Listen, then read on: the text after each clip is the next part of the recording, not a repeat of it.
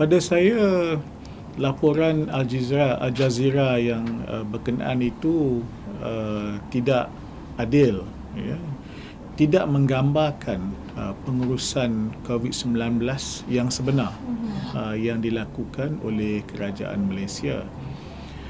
Dan saya lihat laporan itu, permulaan dan akhiran kepada laporan itu memang pada saya tidak baik, bahkan meninggalkan imej yang buruk kepada Malaysia.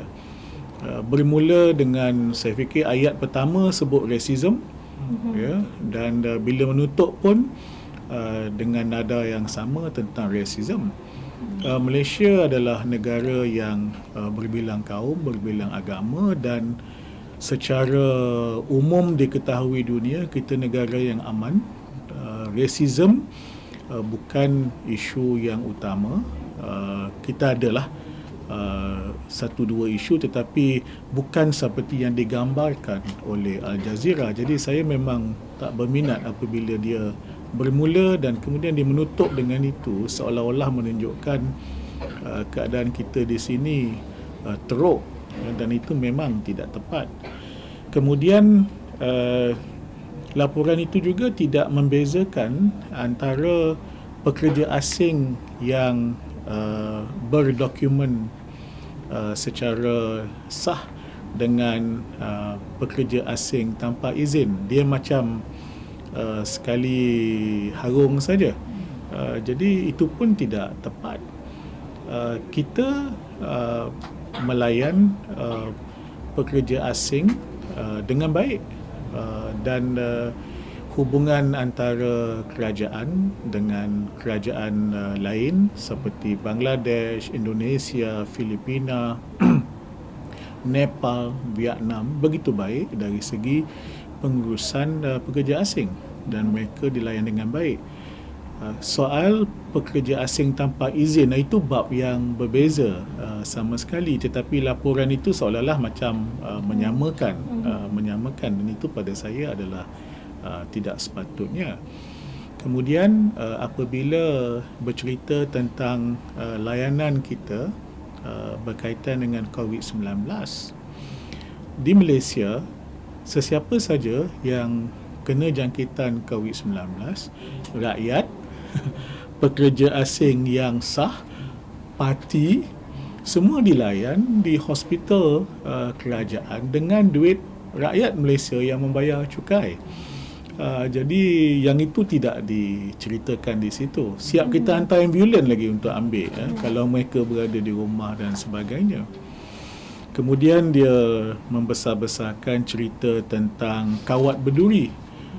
Kawat berduri hanya berlaku di kawasan-kawasan PKP yang diperketat. Dan itu semua kena.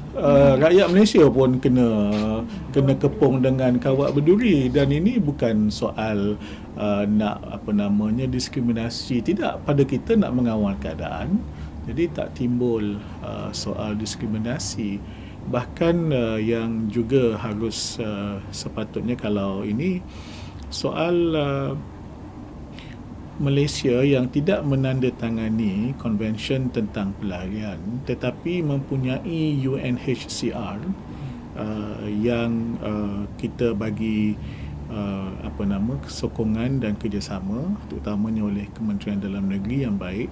Dari zaman dulu lagi kita menjadi tuan rumah kepada lebih 150,000 pelarian Rohingya dan pelarian-pelarian lain, ya. Jadi banyak yang dilaporkan itu tidak tepat, dan saya kesal perkara ini berlaku. Saya difahamkan Jabatan Penerangan kita sedang menyediakan laporan terperinci, kerana Jabatan Penerangan bertanggungjawab dari segi akreditasi, ya, dan Kementerian Dalam Negeri akan memanggil wakil Al Jazeera. As responsible journalists and media practitioners, we should take it upon ourselves to always subscribe to ethical reporting, fair and factual reporting. That is important.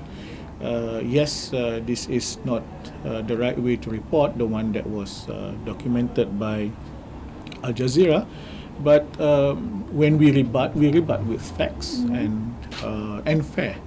So we should always be steadfast in reporting based on facts.